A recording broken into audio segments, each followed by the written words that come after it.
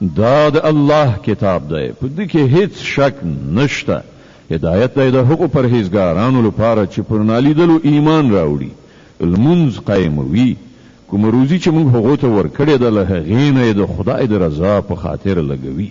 او هغه کسان چې ایمان لري په هغه کتاب چې پر تا باندې نازل کړی شوی دی قرآن، او کوم کتابونه چې له تا نه مخکې نازل کړی شوي وو، پر هغو ټولو ایمان راوړي او پر آخرت باور لري. داسې خلک د خپل رب له لوري په سمه لاره دي او همغوی بری موندونکي دي. کوم کسانو چې د حق د منلو څخه انکار وکړ، هغو ته یو شان ده، که ته هغوی وویروي یا یې ونه ویروي، په هیڅ صورت هغوی منونکي نه دي. الله د هغوی په زړونو او د هغو پر غوږونو مهر وهلی دی او د هغو پر سترګو یې پرده غوړولې ده او هغوی ته لوی عذاب ټاکل شوی دی. ځینې خلک داسې هم شته چې وایي موږ پر الله او د آخرت په ورځ ایمان راوړی دی، په داسې حال کې چې په حقیقت کې هغوی مؤمنان نه دي. هغوی له الله او مؤمنانو سره غولونه راخیستې، خو هغوی په اصل کې په خپل ځانونه غولوي او هغو سره د دې شعور نشته.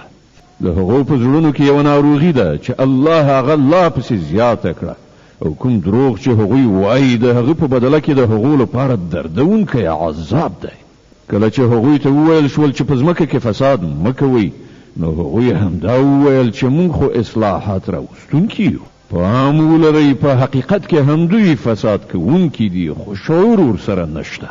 او کله چې هغو ته وویل شول چې څنګه چې نورو خلکو ایمان راوړی دی، همغسې تاسې هم ایمان راوړئ، نو هغوی هم دا ځواب ورکړ چې آیا موږ د کم عقلانو غوندې ایمان راوړو؟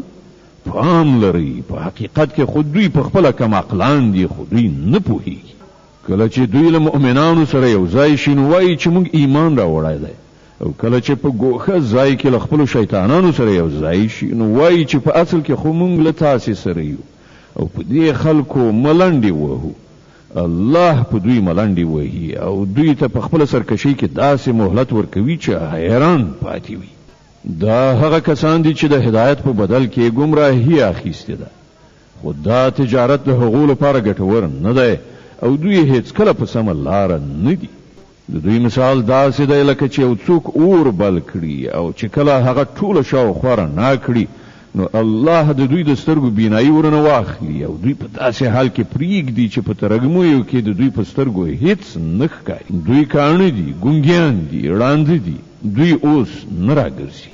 یا د دوی مثال داسې وګڼئ چې له آسمان نه شړکنده باران وریږي او له هغې سره تورې تیارې کړه سهار او برېښنا هم ده.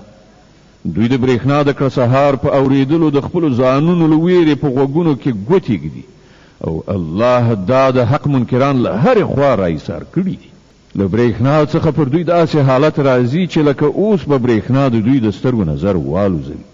کله چې یو څه رڼا تر سترګو کېږي، نو په هغې کې لږ وړاندې ځي، او کله چې ترږمۍ پرې خورېږي، نو ټپ درېږي. که د الله خوښه وای، نو له هغو نه به یې د اورېدو او لیدو قدرت بیخي سلب کړی وای.